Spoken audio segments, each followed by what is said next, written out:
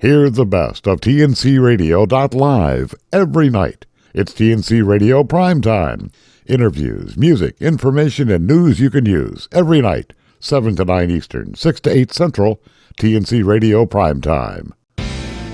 Hello, everybody. This is Todd Dewey from Ice Road Truckers on the History Channel, and I love to listen to TNCRadio.live. You're listening to Mind Your Trucking Business on TNCRadio.live, where James Rogers, Jamie Irvine, and Tom Kelly provide owner-operators of commercial trucks with expert advice about starting, operating, and growing a professional trucking fleet. It's time to mind your trucking business. Welcome, TNC Radio.live. This is Mind Your Trucking Business. I'm Tom Kelly along with James Rogers and Jamie Irvin. Guys, it's been a crazy busy week. Lots of things going on, and I know it's been busy for you guys too. Let me start off with you, Jamie. What's going on, man? Hey, man, the Heavy Duty Parts Report is doing really good. We've been growing. It's been so exciting. And I love working in the heavy duty parts industry. It's been really good to see that the whole industry is starting to make moves. I think that people have finally gotten to a place where they said, hey, look, things are never going to be as stable and as good as we want it to be, but we still have to make moves and get things done. So we're seeing like new products coming out, like Alcoa Wheels just dropped their new matte black rim for Freightliners, just things like that. It's a good sign. It means, the health of the trucking economy seems to be giving us reasons for optimism, despite there still being challenges in the larger economy and in society. But, trucking, it just never stops. And it's been exciting. So we've been having one of the best summers of our lives. It's been awesome. Fantastic. And James Rogers, you are out there every day doing the driving. You're running the fleet. You got all that kind of good stuff going on. How about you? Did you have a good, quiet week? No, it was not good, nor was it quiet by any means. This has been one of the roughest weeks I've had in a long time. Oh my gosh! Tell us what happened. What's going on? Well, for the safety and protection of the innocent, I guess you could say, I had a service provider where I'd stopped to get a DOT done on my trailer. And it went from, you got leaking wheel seals. Okay, let's get them fixed and replaced. All the wheel seals are leaking. Oh, we got to replace the hubs, and so on and so on. So they had it all tore apart. Well, they went to put it back together, and when they got it all back together after 8 hours in the shop to do this all, took off the next morning about 100 miles down the road. I had a four-wheeler pull up beside me. And the lady yelled out the window that my trailer was smoking.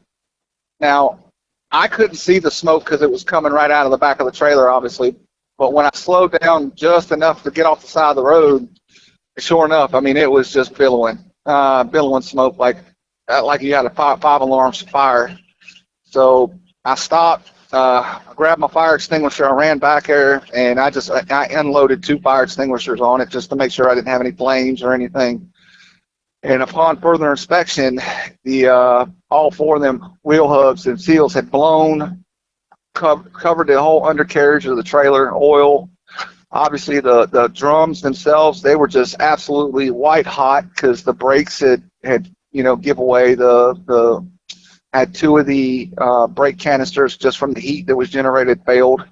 So the brakes were locked up on the drums. Obviously, I couldn't tell it because they were covered in oil as well, so it was just sliding and, waiting to catch fire, so to speak. So basically, you had catastrophic failure. Oh, a very big catastrophic failure. But wait, there's more. It gets worse. It gets worse. So I called a trailer shop there in the area, and the guy said, yeah, if you can get it to us, we'll come get it. And just me being who I am, mechanically inclined, I tried to figure a way where I could avoid a tow bill just because, it wasn't that far away. So he walked me through what to do, and we did it. One of the axles, I was able to get the brake chambers to reactivate. The other axle, I was able to get chained it up, got it up off the road so I could move. So For about 15 miles, I rode about 5 miles an hour to get it to him. Monday morning, he came in and looked at it and started tearing it apart. And this is where it gets really bad. And this is where I guess you could say the part of the story is I start to get real shook, like bad shook. As he started to tear it apart to look and see what was going on, he took the tires off. The first thing he noticed were 4 of the wheel hubs did not have, or 2 out of 4 wheel hubs, 2 of them did not have the locking pin in the hub nut. All 4 of them he could unscrew by hand. Then, as he started pulling the hub off, he noticed that the first thing he noticed was the tech had left the old dust covers on the axle, which did nothing but metal against a rubber seal, and it tore the seals all apart. The next thing he noticed was the inner bearings were a half an inch too big. So they were just in there flopping around, which explained why when we got to looking at it really, really close, that the tires appeared as if they were cambered, kind of like how a NASCAR's tires are. They're kind of slanted in just a hair. It's real hard to see by eye, but once we got it to the hub and the bearing, we could definitely tell it. So to kind of sum that part of it up with this service provider, after $6,000 bill, 8 hours worth of work, this tech had used the incorrect parts, reinstalled it incorrectly, didn't install it safely, and pretty much tried to unalive me, in the words of the repairing mechanic that got it all put back together and corrected. So it sounds to me like this particular service provider who did, such a terrible job for you, they need to go back and listen to episode 96 of the Heavy Duty Parts Report, where we talk about fully loaded hubs and how to set up hubs correctly. This is a big problem in the industry. You doing hubs, doing bearings, whether you use a preset hub or you learn how to dial in that hub and get that wheel end done correctly. I mean, people's lives are at risk, and technicians need better training on how to do this, because obviously this particular technician, sounds to me like the inner bearings were incorrect. The outer bearings were probably the right size. And then from there, he didn't set the hubs up correctly. And like to your point, he didn't even do the locking nuts on 2 of them. This is just truly unbelievable that this was allowed to leave that shop. So let me ask this, because guys, your experience in driving, I think, is very important, and for our listeners too, some of whom maybe have not been in the industry as long as the 2 of you. I'm going to start with you, Jamie. What could have happened to James if he had had to make an emergency brake or something? Tell me, how dangerous was this really? This is about as dangerous as it gets, because, there's a couple things that could have happened. One, obviously, the brake material, the friction material, was completely compromised by oil. In addition to that, a couple of the wheels were already seized and locked. So the entire dynamics of James's braking system were compromised.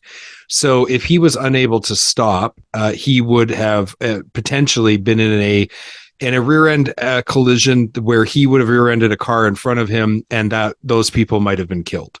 In addition to that, if he had tried to take it into the ditch to avoid that rear end collision, he could have rolled the truck, and then James could have been a fatality in a collision as well.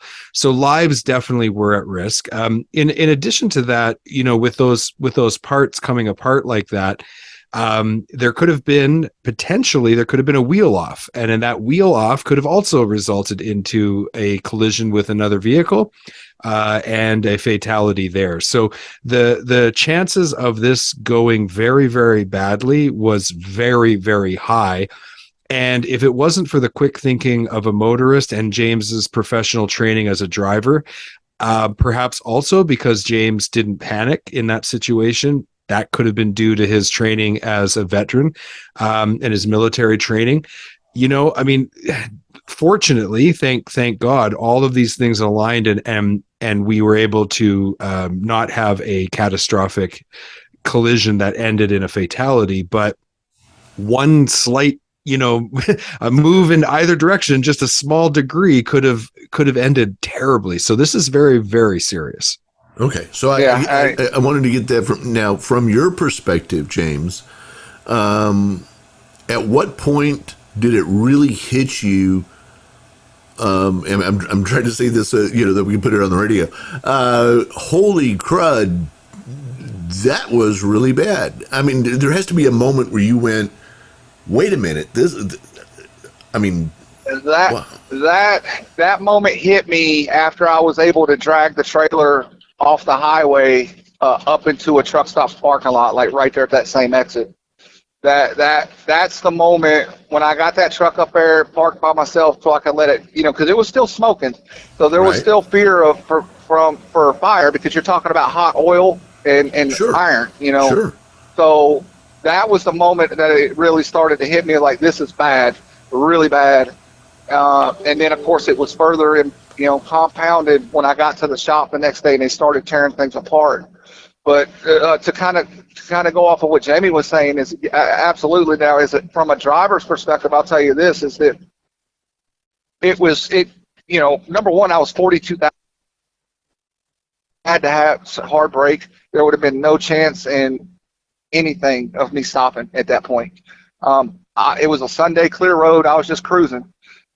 Like I said, as a driver, when things like that happen, in that situation, that's why we always look out our mirrors to see if anything like that's going on. But like I said, in this situation, I couldn't see the smoke because it was like trailing right out of the back of the trailer. I just couldn't see it. And thank the Lord for the motorist that noticed it and was like, "Hey, this is going on." And as far as training for a truck driver in that situation, usually when we slow down is when we start to see the buildup of the smoke, because it catches up to us, so to speak. And right there, honestly, I was torn. I had a quick, like literally matter of seconds decision to make, because number one, the first thing you're always taught in that situation is don't stop. You don't want to, because what happens is that's when the heat really picks up, when you first stop with iron, right? With iron and metal. Well, then I was like, okay, I didn't know if there was oil. I had no idea what was going on. And that I just went with it. I was like, okay, here's the decision. Boom, I'm out of the truck, grab the fire extinguishers, hit it, hope there's no flames. If there's flames, we're going to take care of it, and then get it off the road as soon as possible once I figure out what's going on. And it was from that moment on. And then, of course, once I got to the truck stop parking lot, it really sunk in. And then when I got to the shop the next day, it really sunk in when he was taking it apart, and I realized, yes, this young man very potentially could have killed, be charged with involuntary manslaughter at that point. All right. Well, I tell you what, we're up against a break. I want to hear more about this. This is important, and this is real life stuff, and that's what we're here to talk about. You're listening to TNCRadio.live. This is Mind Your Trucking Business. Stay tuned.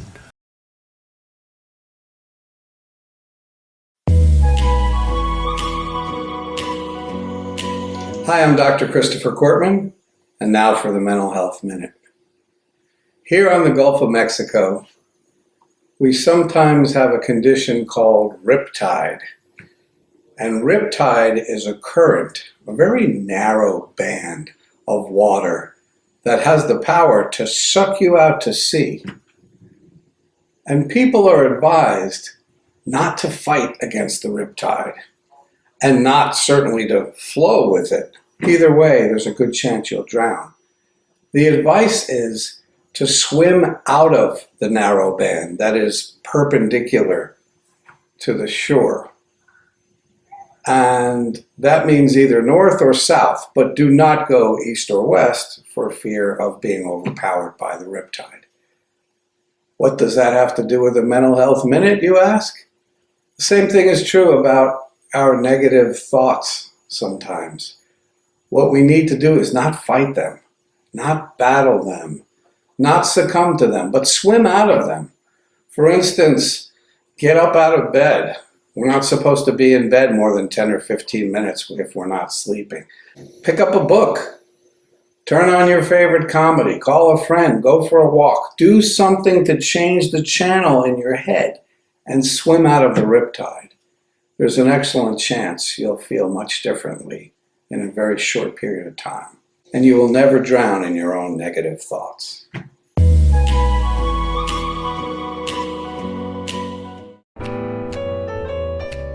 Building Strong Minds with Dr. Christopher Cortman every Monday at 7 p.m. Eastern Time. As a professional driver, you are always being told about the importance of physical fitness, your health. But what about mental fitness? On the show each week, we take on a new topic, from loneliness to the power of gratitude to how to build strong relationships, all from the perspective of a driver's life. Every Monday on TNC Radio Live at 7 p.m. Eastern. It's Building Strong Minds.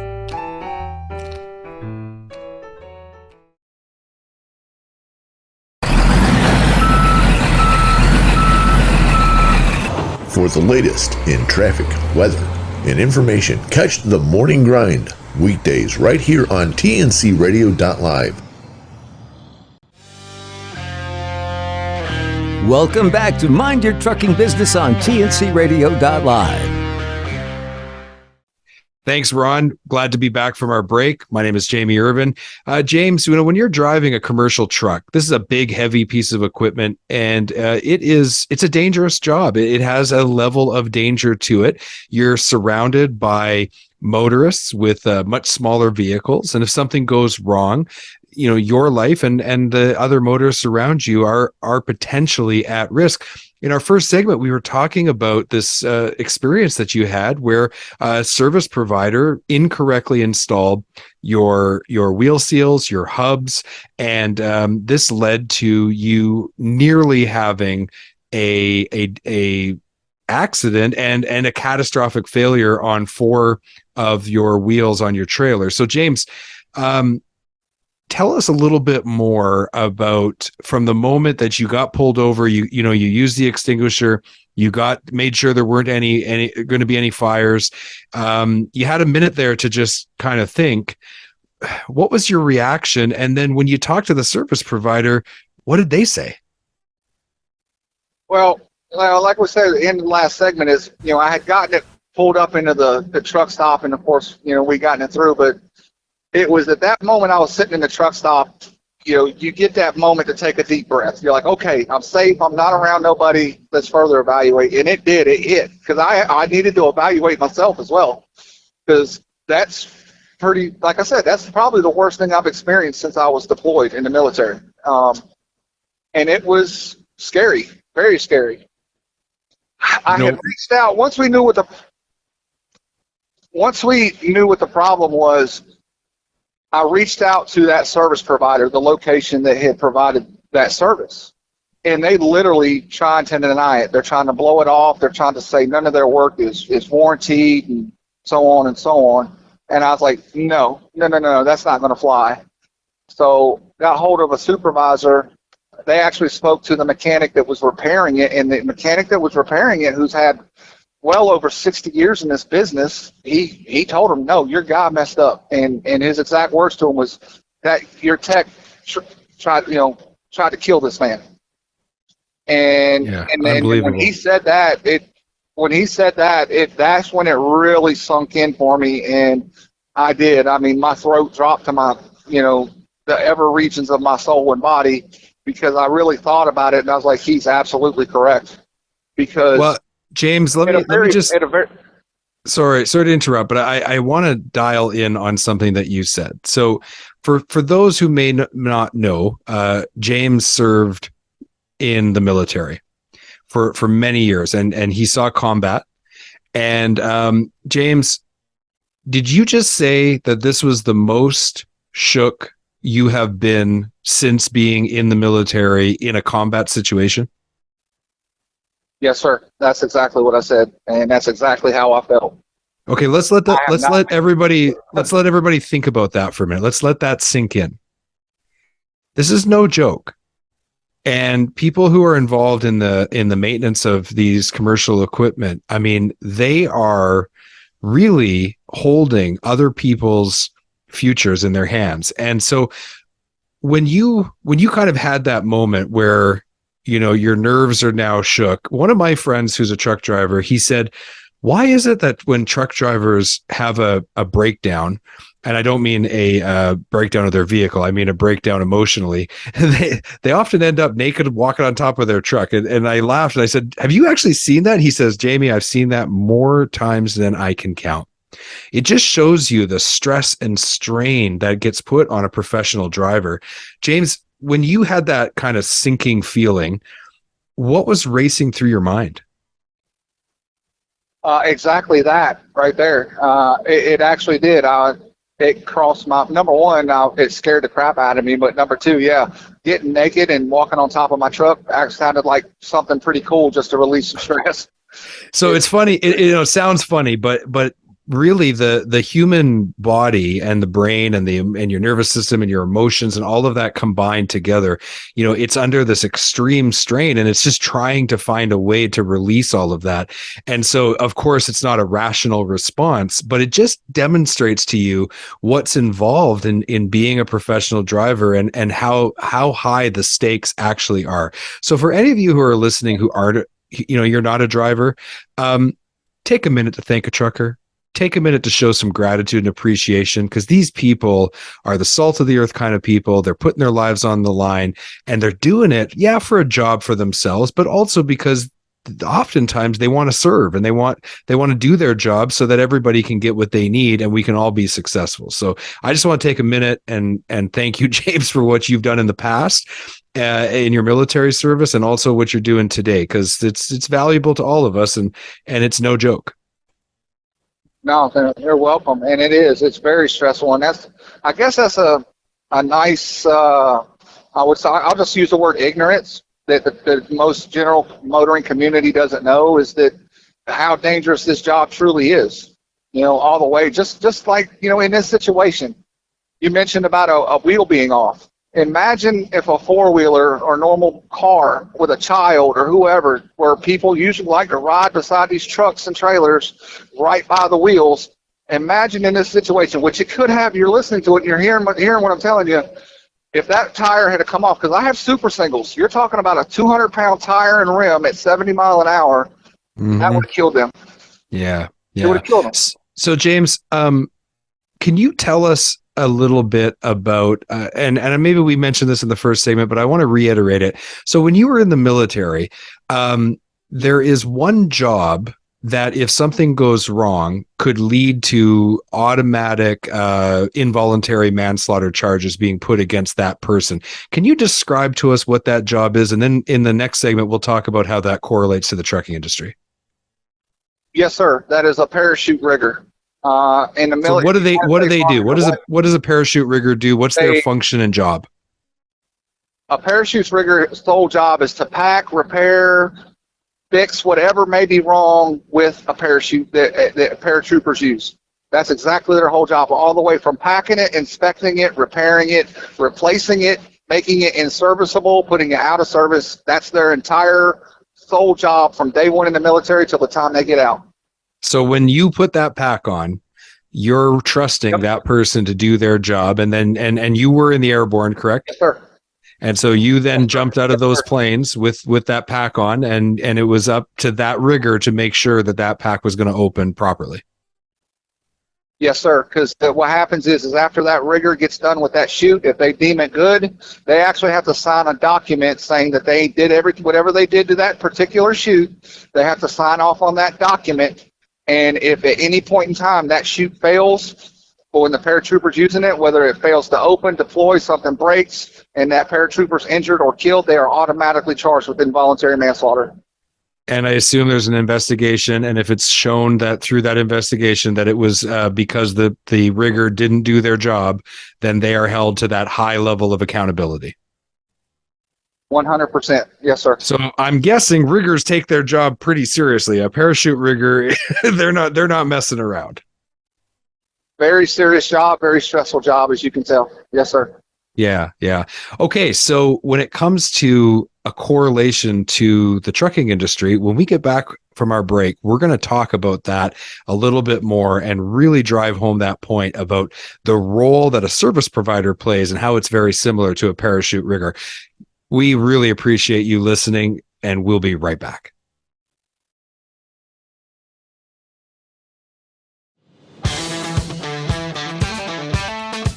I'm Shelley Johnson with Kathy Tuccaro. You can hear us Tuesdays on TNCRadio.live at 8 p.m. Eastern on Women Road Warriors. And don't miss Steve Summers' Overnight Drive right here on TNCRadio.live, weeknights midnight to 5 a.m. Eastern. Brought to you by Hot Shot Secret. Great leaders challenge their people not to stop at the first right answer. Tighten the Lug Nuts is the book that will help you move past that first right answer to be more effective, more productive, and more successful. This book serves as a blueprint that can be easily applied by leaders, entrepreneurs, truckers, owner-operators, all of us in our everyday lives. This is one of the best leadership books you can read to help you accelerate towards your personal and professional goals. Plus, a portion of the proceeds will be donated to truckerschristmasgroup.org. Visit TightenTheLugNuts.com to order your copy today. Welcome back to Mind Your Trucking Business on TNCRadio.live.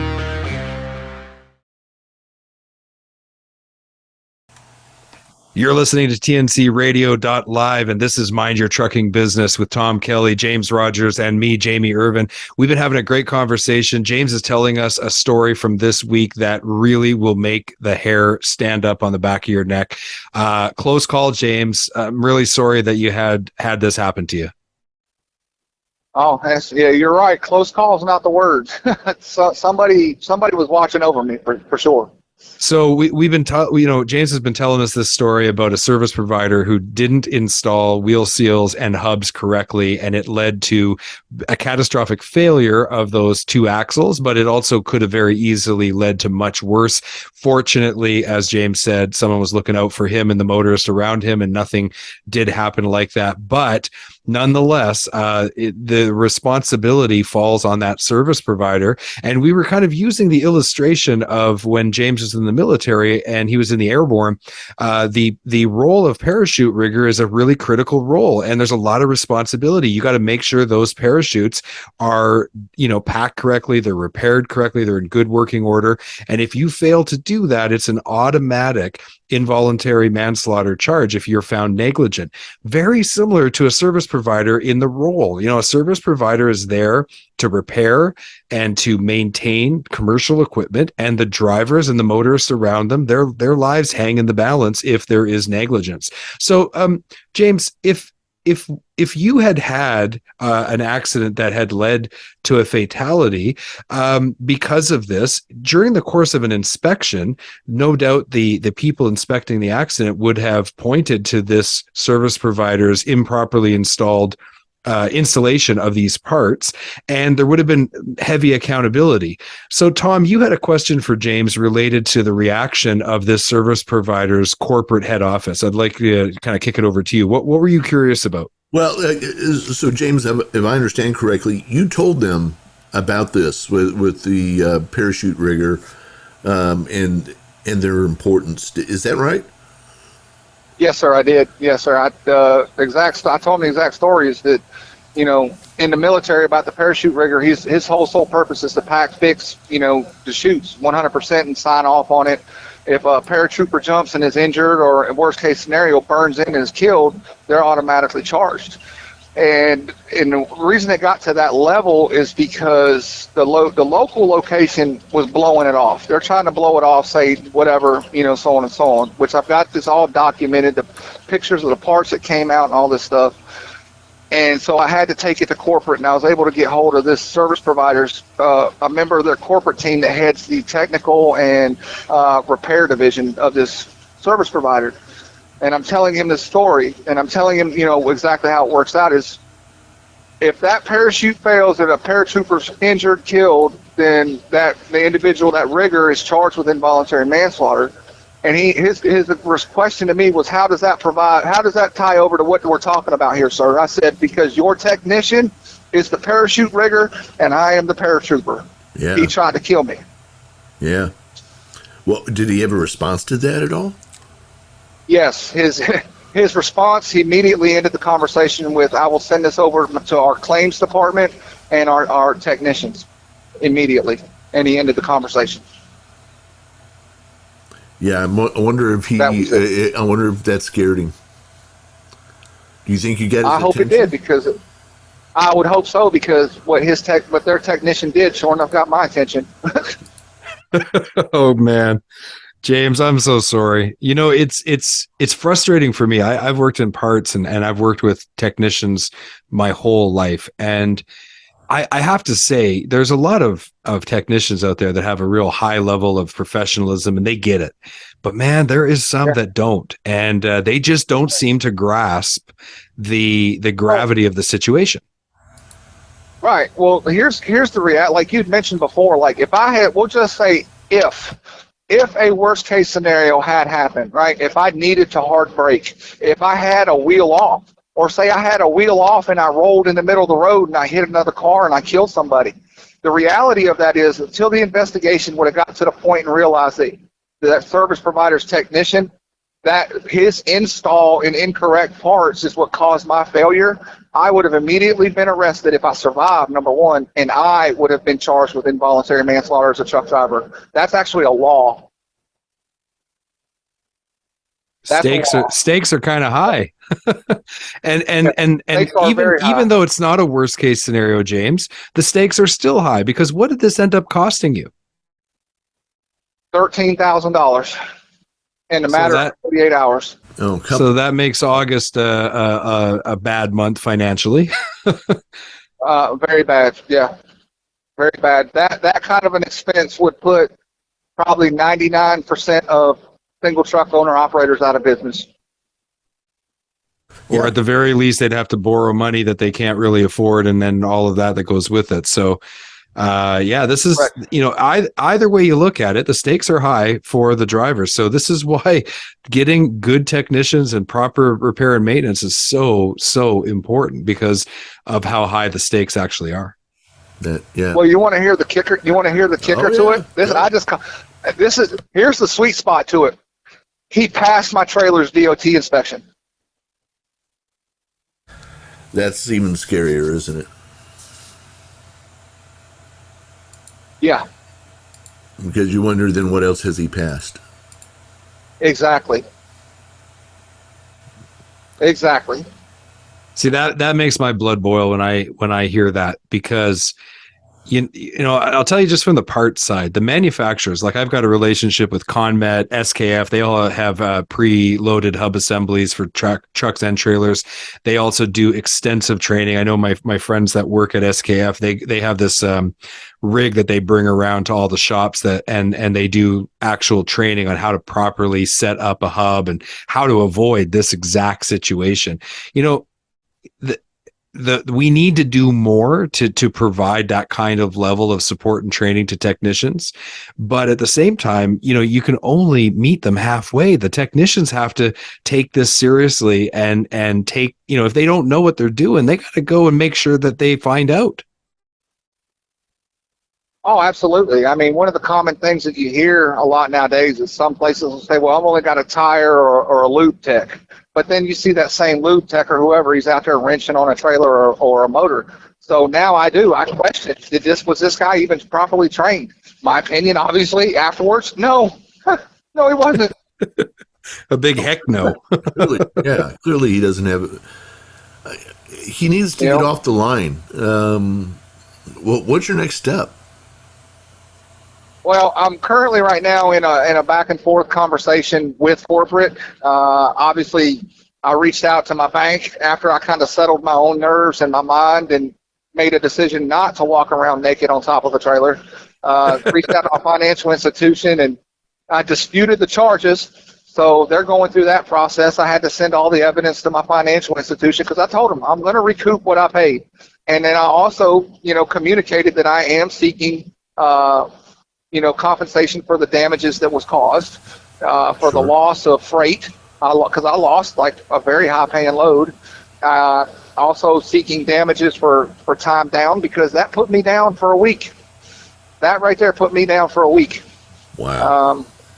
It was pretty significant. So if you had me and my wife were adding it up, and at the end of the day, between time down, the loss of the load, the cost of the 2 repairs, we're well over 25 in the hole. Goodness gracious. Yes. What state did this happen in?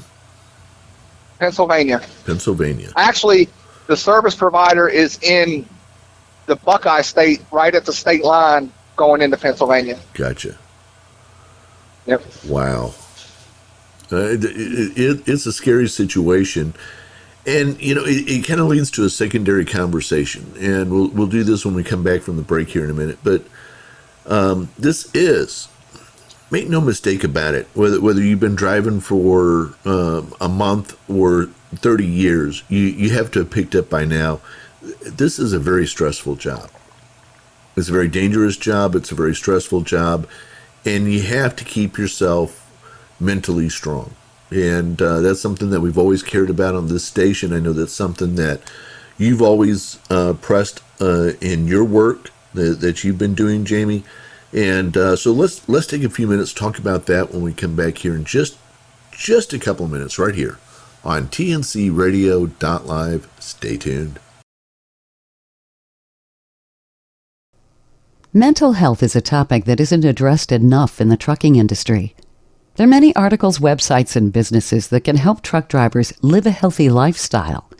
But what about mental health? Mental health issues are not uncommon in truck drivers. In fact, trucking poses several risk factors when it comes to mental health issues. Lack of sleep, loneliness, stressful work environment, lack of physical activity. Truck driving can be rewarding, but health issues such as sleep apnea, obesity, diabetes, and depression can result from the strains of the job. So how do drivers prevent these health issues? Stress is an unavoidable part of trucking. Trucking allows you to see beautiful parts of the country, but it also puts you in many stressful situations. Driving in traffic in unfamiliar cities creates stress on a driver. There's stress when you're not sure if you're going to be able to deliver your load on time. You also can become stressed when you're away from home for so long. As you can tell, there are plenty of stress triggers when you drive professionally for a living. One of the best ways to reduce stress is by learning how to handle it. I realize it's easier said than done. It takes time and self-discipline. Here are some examples of ways you can reduce stress as a truck driver. Listen to music or a podcast. Start eating healthy. Exercise or stretch. Talk with family and friends. Get good sleep. Plan your trip out. In addition to managing stress, there are other ways you can keep good mental health while on the road. Drivers often portray the image of being tough. Mental health is not a discussion that many truckers are going to have. Communicating your mental health struggles with friends and family, therapists, or other drivers is a good way to work through your mental health struggles.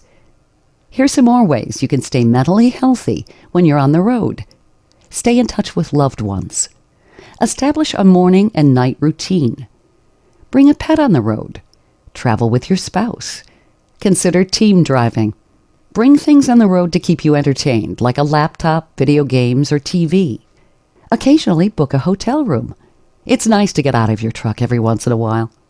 Mental health is just as important as physical health. Drivers need to prioritize their mental health and take the necessary steps needed to be mentally healthy. It all starts with communicating with someone you trust, managing stress, and taking time out of the day to do something nice for yourself. For more information on mental health in truck drivers, check out Common Mental Health Issues Truck Drivers Face on thetruckersnetwork.net. Thanks for listening.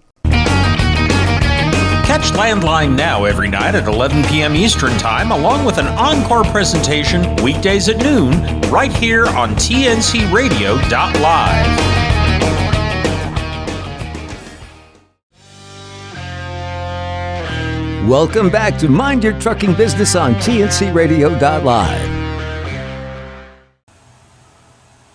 Thanks, Ron. Welcome back, everybody. TNCRadio.live. This is Mind Your Trucking Business. I'm Tom Kelly, along with Jamie Irvin. Hello, hello, hello. And James Rogers. Yes, sir. How we doing? All right. Well, that's the question. How are we doing? Guys, what we've been talking about, a very, very stressful situation that James has been through this week. Just to be blunt, he could have died. And Yes. when you face mortality like that, it's kind of scary, and it will rock your world. And, there is, and let's face it, let's just put it out there. There is in this industry a fear of expressing mental issues, whether that's I've got a phobia or I've got a stress issue or I've got an anxiety issue or whatever it is. There's a fear of putting it out there. But guys, it's one of those things that sometimes you literally have to stop and say, wait a minute, I need some help. And Jamie, I think you've got a story about just that, don't you? Well, the thing is no matter who you are, if you're working in the trucking industry, you could be a salesperson like I was, you could be a parts technician, a repair technician, a commercial driver, regardless of your job. I think we all are susceptible to challenges with our mental health and to maintaining, a real strong mentality. And what is strength? Is strength just ignoring it and being able to carry that burden in silently suffering? Is that strength, or is strength actually taking a moment in time to stop and say, I can't carry this load anymore and I need some help? And not that many years ago, I was selling parts, and I was on the road like James. So I was traveling. I wasn't driving a commercial truck. I was driving a pickup truck, but I was putting on a lot of miles, a lot of windshield time, and I was under a lot of stress. And there was a bunch of things in my personal life that I had not really addressed, and they were stacking on top, one on top of the other. And the load was getting heavier and heavier and heavier. And I came to a moment, and I'll be honest, where I realized that where my mind was starting to take me was into the other oncoming lanes of traffic. And that really scared me. So instead of taking that action, what I did instead is I pulled over and I called a helpline and had a nice conversation with a professional right there on the side of the road. Made a decision that I needed to make some changes. And so I enrolled in a therapy program and engaged in cognitive behavior therapy, which was an absolute life-changing experience. I was able to address some old trauma from my childhood. I was able to address abandonment issues because my truck driver father abandoned me as soon as he found out I was conceived and never to be seen or heard from again. And I was able to address some other issues that had just been building over my adult life that had remained unaddressed. And as some of you know from past stories I've told, I did have addiction issues when I was young, in my early 20s. And, I had solved that problem, but I had not really solved the underlying issues that had driven me to addiction in the first place. So in my early 40s, I was able to engage in this program. Now, here's the thing that's truly amazing. I went to 6 therapy sessions. That's it. 1 phone call and 6 therapy sessions. And that was several years ago. And I've been on a run ever since where I have had I've been stronger. I got the help I needed. I brought my family around me and told them what I needed. And things have gotten better and better and better every day since that time. Now, sure, there's been ups and downs, but I don't know where I would be if I hadn't stopped and asked for help. So I'll let you be the judge. Who's stronger? The man or woman who carries the load in silence, suffering, and then makes a terrible decision that ends their life, or someone who realizes they're in distress and reaches out and gets help and is strong enough to admit they can't carry the load all by themselves and they need help from their family, their friends, and their community. I'll let you judge which one is better. I know for me personally, the results of that second choice certainly has a far better outcome than the first choice. Certainly, James, and by the way, thank you for sharing that with us, Jamie. I really appreciate that. James, I know you have not been shy at all talking about some of the stuff that you faced coming back from being a veteran, and again, thank you for your service there. Kind of capitalize on what Jamie was just saying, the importance of saying, hey, wait a minute, I need some help here. Yeah, I mean it's vitally important. I mean, I struggled for years with that stigma of number one, as a man, you don't reach out, you try to deal with it on your own. And we've talked briefly that the hardest part about it is the processing of it. Being able to process it. For me, that was the hardest part. I didn't know how to process it, and obviously wasn't given the ability to process situations like this in stressful times.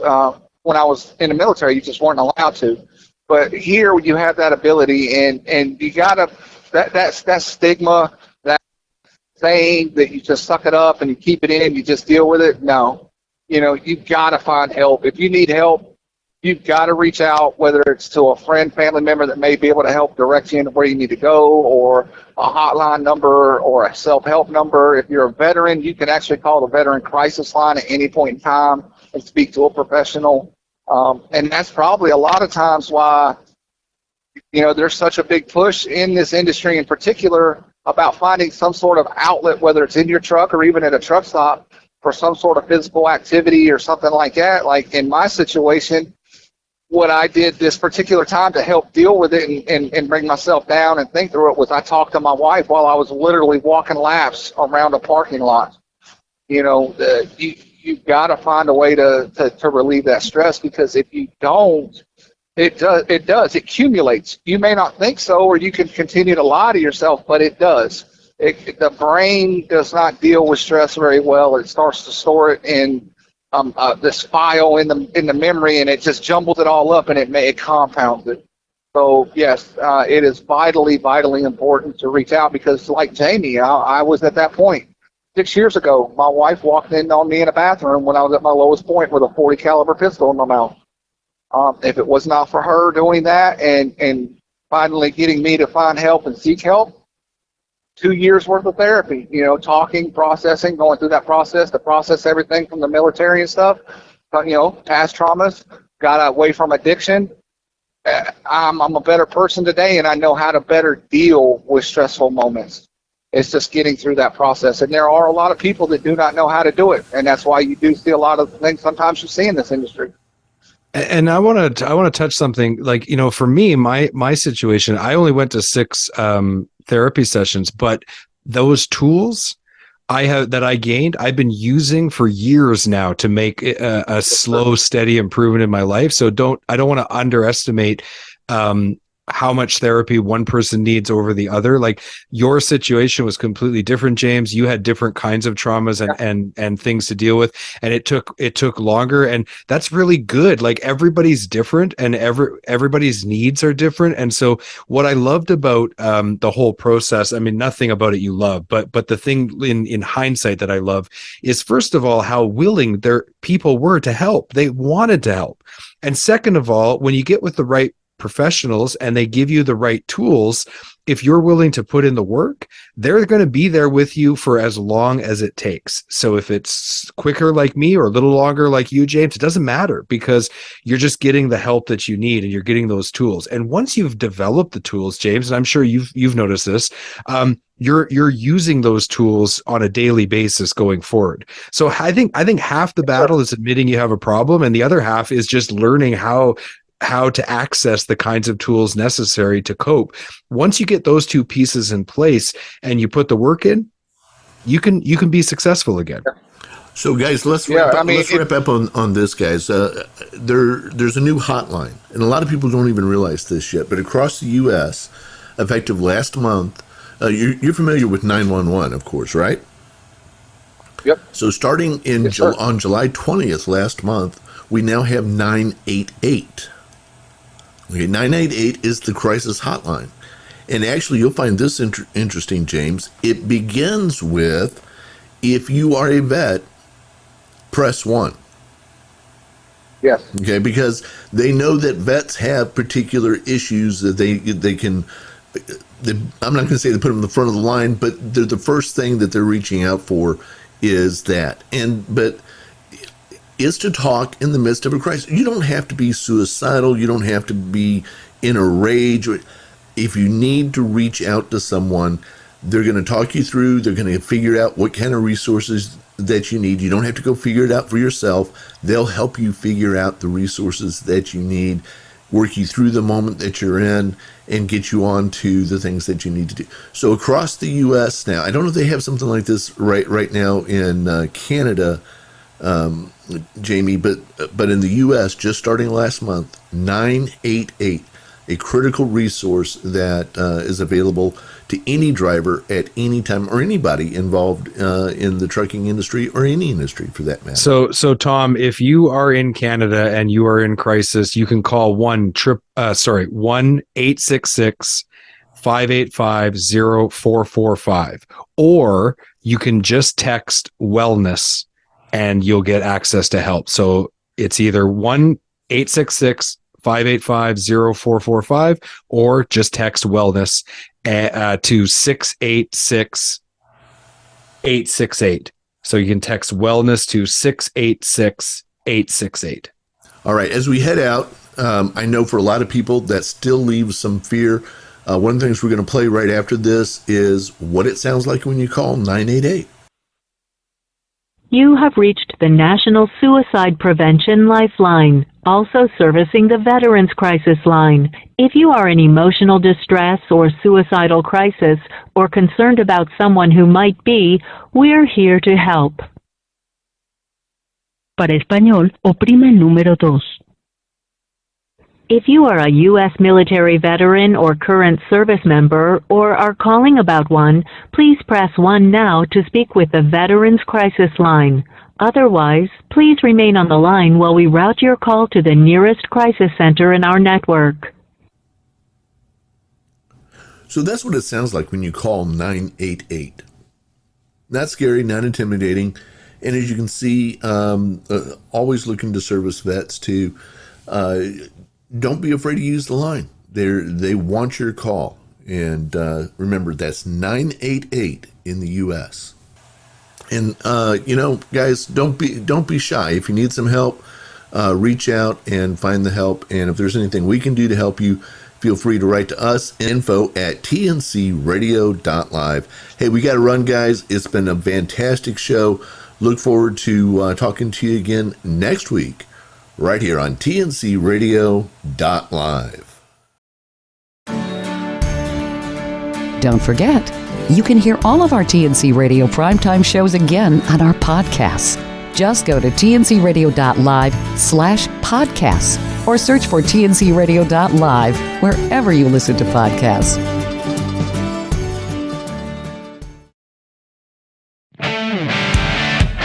Do you have the tncradio.live app? It's free and easy to download. Just go to app.tncradio.live, Google Play, or the App Store. Get access to live streaming radio developed by drivers for drivers. Download the tncradio.live app today.